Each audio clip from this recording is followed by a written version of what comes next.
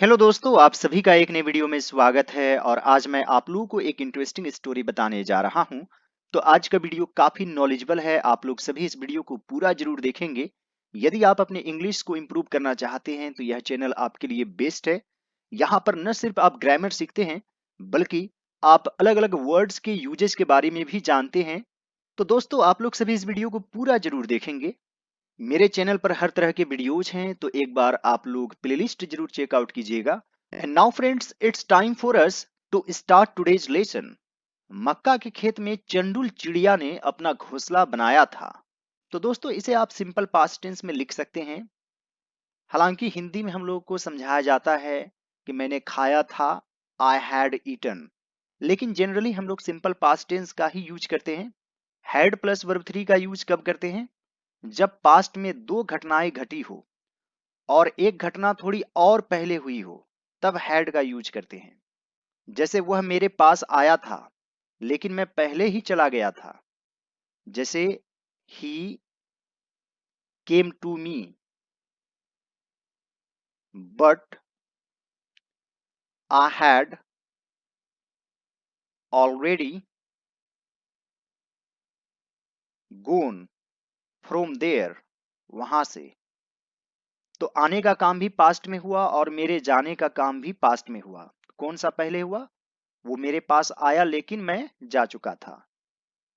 तो इस सेंस में हैड प्लस वर्ब थ्री का यूज करते हैं और इस तरह के सेंटेंस को आप सिंपल पास्ट टेंस में लिख सकते हैं। Friends, this lesson is going to be very interesting. Please watch it till the very end very carefully.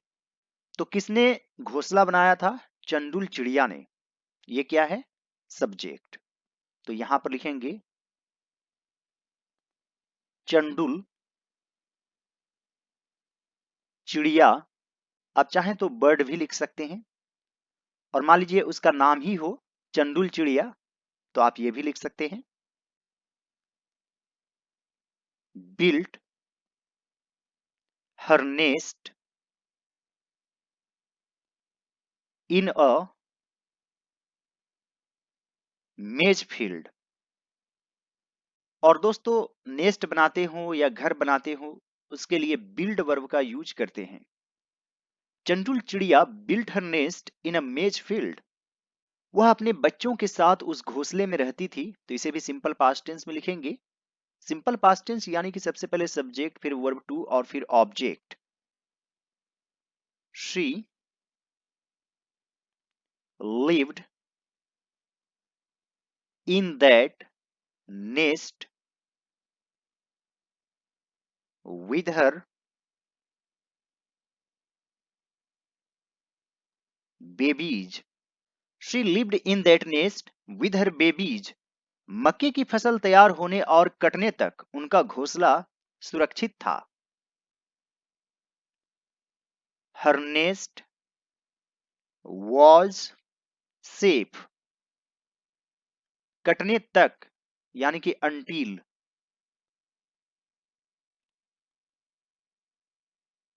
Crop was ready and harvested. दोस्तों, until एक नेगेटिव वर्ड है। इसका अर्थ होता है जब तक कि नहीं। दोस्तों, आप चाहें तो यहां पर till का भी यूज कर सकते हैं। Her nest was safe till crop was ready and harvested। क्योंकि दोस्तों, यहां पर कोई नेगेटिव वर्ड नहीं है, यानी कि जब तक कि मक्के की फसल तैयार न हो जाए उनका घोंसला सुरक्षित था। तब अंटिल बेटर रहेगा। मैं अपना फोन आपको नहीं दे सकता जब तक कि मेरे पिताजी ना आ जाए। I can't give you my phone until my father comes. तो जब तक कि मेरे पिताजी ना आ जाए, तो जब तक कि ना इसी में आ गया, इसलिए अलग से नॉट लगाने की जरूरत नहीं है। I can't give you my phone until my father comes. तो इस तरीके से अंटिल का यूज करते हैं। यह एक नेगेटिव वर्ड है। एक दिन चंडुल चिड़िया ने अपने बच्चों से कहा, अब फसल तैयार हो गई है और कटने वाली है, इसलिए हमें कहीं और घोंसला बना लेना चाहिए। वन डे चंडुल चिड़िया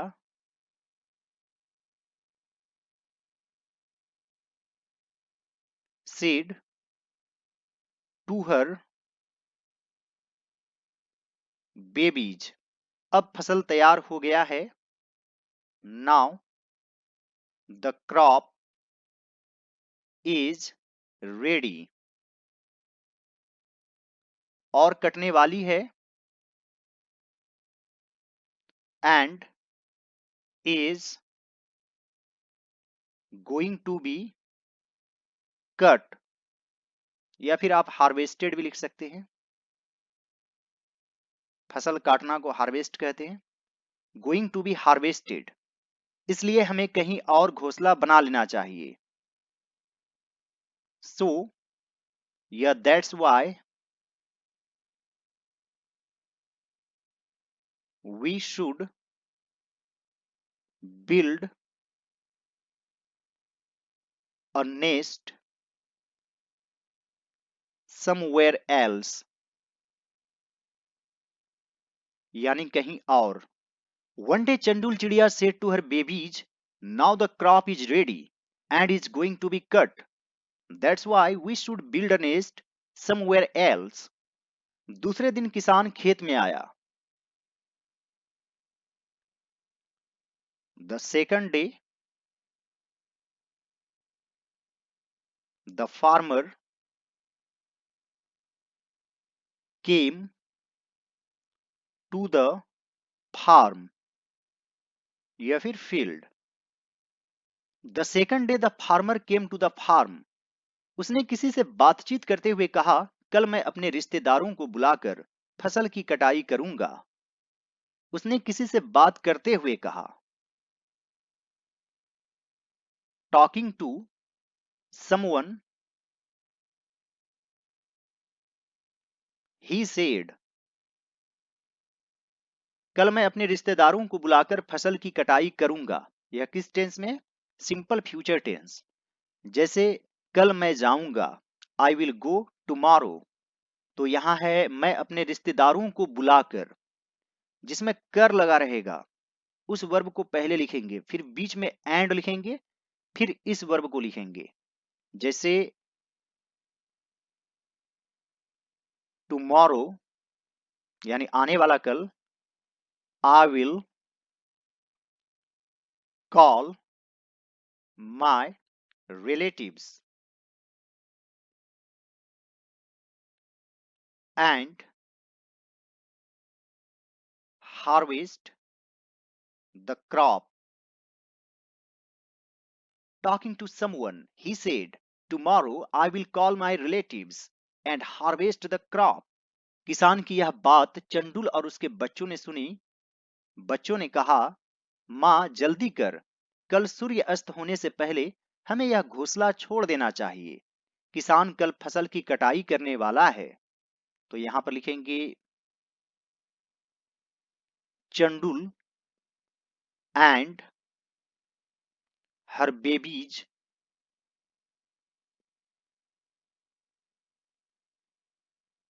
heard this matter.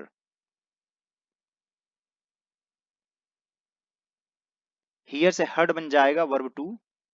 बच्चों ने कहा एंड द बेबीज सेड, मां जल्दी कर।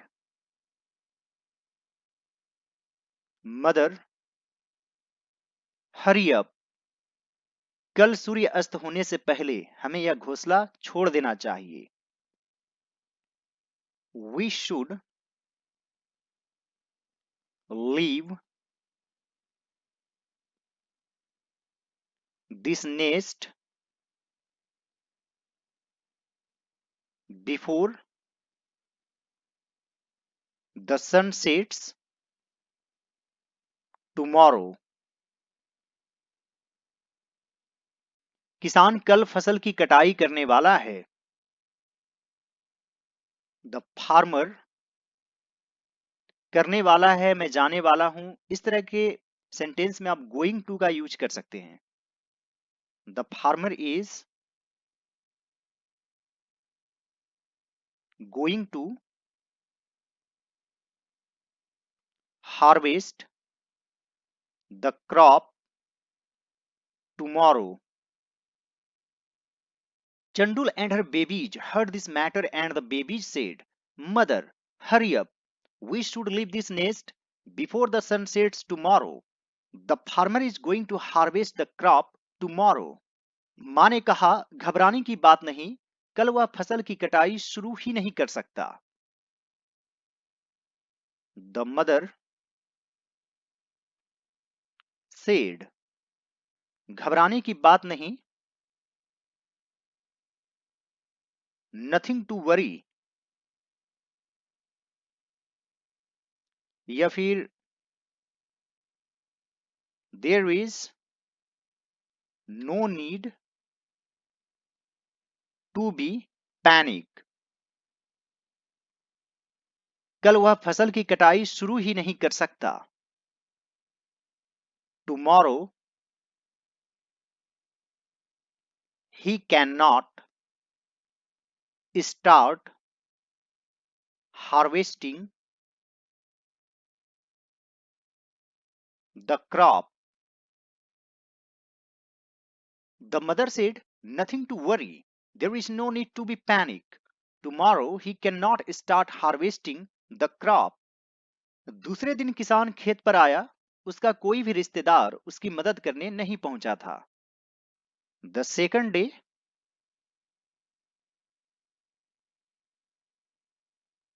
the farmer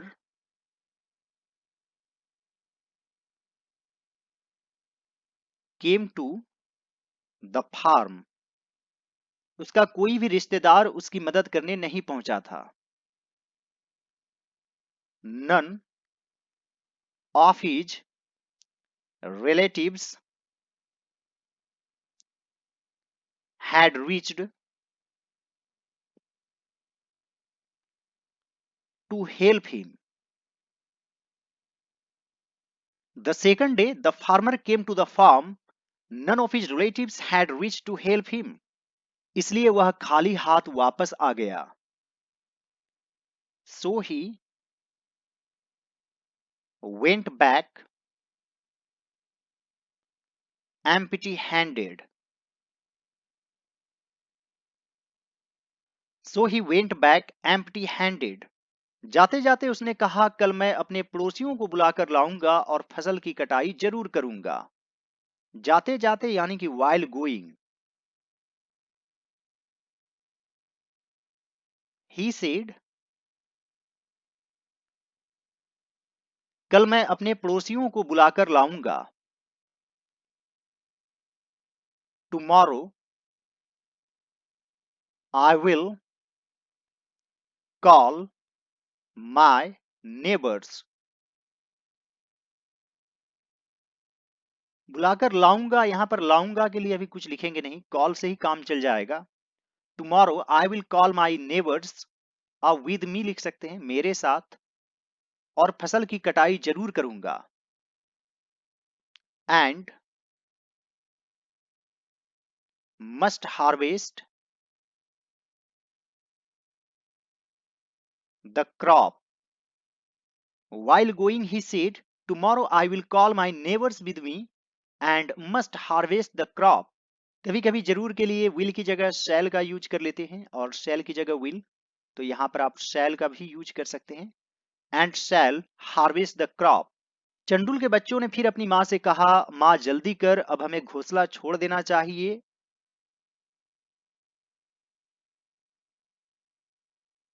चंडुल्स babies said to, यहां पर एक से ज्यादा बेबीज है इसलिए देयर यूज करेंगे। There mother again, mother hurry up, अब हमें घोंसला छोड़ देना चाहिए। Now we should leave the nest. Chandul's babies said to their mother again, Mother, hurry up. Now we should leave the nest. पर मां ने जवाब दिया, रुको, अभी घोंसला छोड़ने की जरूरत नहीं है. But the mother said, या फिर replied भी आप लिख सकते हैं. रुको यानी कि वेट, अभी घोंसला छोड़ने की जरूरत नहीं है. There is no need to leave the nest now. But the mother replied, Wait, there is no need to leave the nest now. अगले दिन ठीक वही हुआ जैसा चंडुल ने सोचा था. The next day,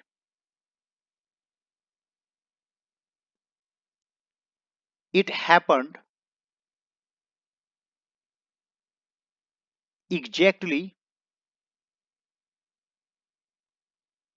the same thing as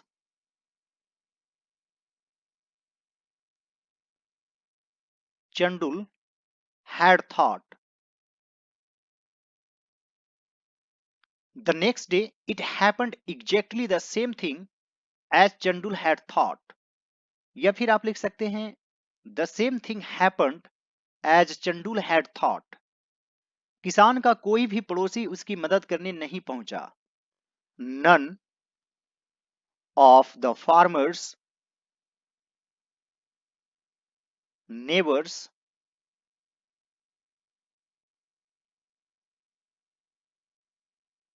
reached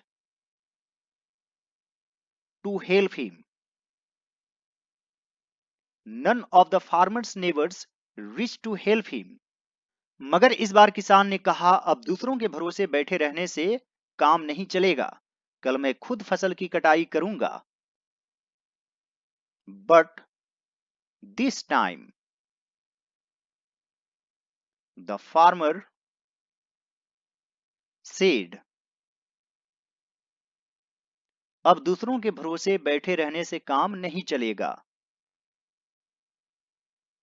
Now relying on others will not work. या फिर do, will not do, जैसे इससे काम नहीं चलेगा, it will not do आप बोल सकते हैं. कल मैं खुद फसल की कटाई करूंगा. Tomorrow I will harvest the crop myself. But this time the farmer said, now relying on others will not work. Tomorrow I will harvest the crop myself. यह सुनकर चंडुल ने अपने बच्चों से कहा, अब हमें तुरंत इस घोंसले को छोड़ देना चाहिए क्योंकि कल किसान जरूर फसल की कटाई करेगा. Hearing this,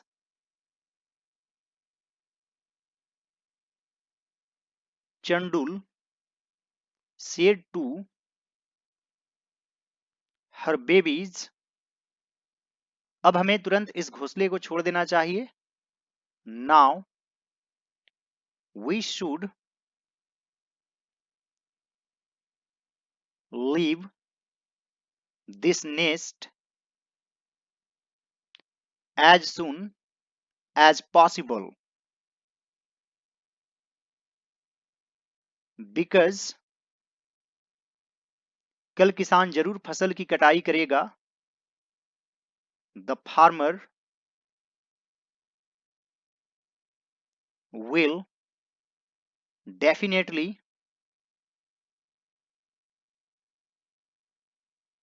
harvest the crop tomorrow. दोस्तों इस तरह का सेंटेंस ऊपर भी एक था, उसमें भी आप डेफिनेटली का यूज कर सकते हैं. Hearing this, Chandul said to her babies, now we should leave this nest as soon as possible because the farmer will definitely harvest the crop tomorrow. इस स्टोरी का मोरल क्या है? अपना काम अपने ही भरोसे होता है. One's work is dependent on oneself. One's work is dependent on oneself. या फिर हमें अपना काम खुद करना चाहिए. We should do our work ourselves. या फिर आप कह सकते हैं we should not rely on others for our work. We should try to do our work ourselves. I hope friends आज का वीडियो आप लोगों को अच्छा लगा होगा. यदि यह मेरा एफर्ट आप लोगों को अच्छा लगे तो इस वीडियो को लाइक कर दीजिएगा. मेरे चैनल पर नए हैं तो जरूर सब्सक्राइब कर लीजिए और दूसरे सभी वीडियोज को जरूर देखिए. Alright friends, thanks for watching. Have a great day.